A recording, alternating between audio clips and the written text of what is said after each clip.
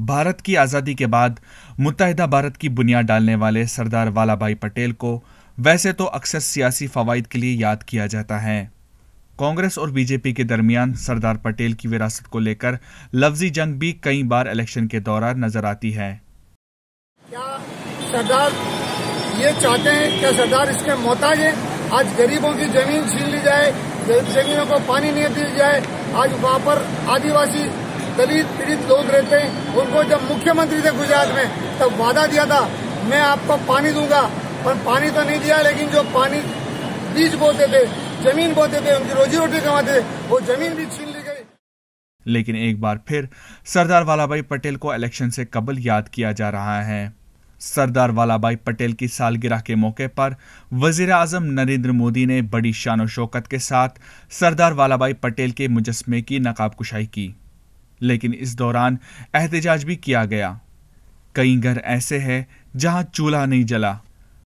जो आज सरदार पटेल की जो प्रतिमा की जो उद्घाटन करने के लिए माननीय बड़ा प्रधान मोदी जी आ रहे हैं और आ चुके हैं और उन्होंने किया है उद्घाटन उसका, तो ये जो उद्घाटन कर रहे हैं और सारे देश के अंदर जो एक नाटक बता रहे हैं बराबर है, तो इससे ना तो रोजगार मिलेगा हमें और ना तो हमें कोई अच्छे दिन आएंगे हमारे पास।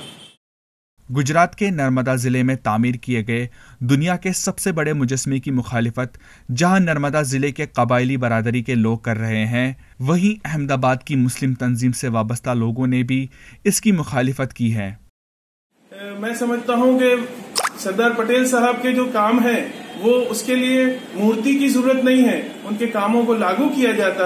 और उन्होंने जो जमीनी सतह पर जो काम किया है उसको, जो उन्होंने किसानों के लिए काम किया, किसानों की जो उद्धार के लिए जो उन्होंने काम किया, वो उसको आगे बढ़ाने की जरूरत है। यही मैं कुछ बात कहना चाहता हूँ कि पटेल साहब जो है खुद ही बहुत कद्दावर है, ना कि उनकी मूर्ति से उनकी कद्दावरी को दिखाया जाए। स्कूलें बनाते, कॉलेजेस बनाते, बड़े दवाखाने बना देते ताकि लोगों का इससे फ़ायदा होता।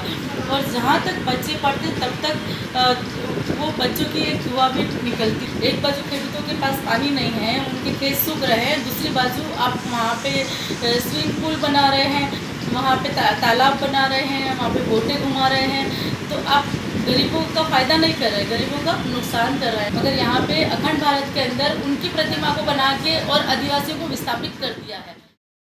अहमदाबाद से ईटीवी भारत के लिए रोशन आरा की रिपोर्ट।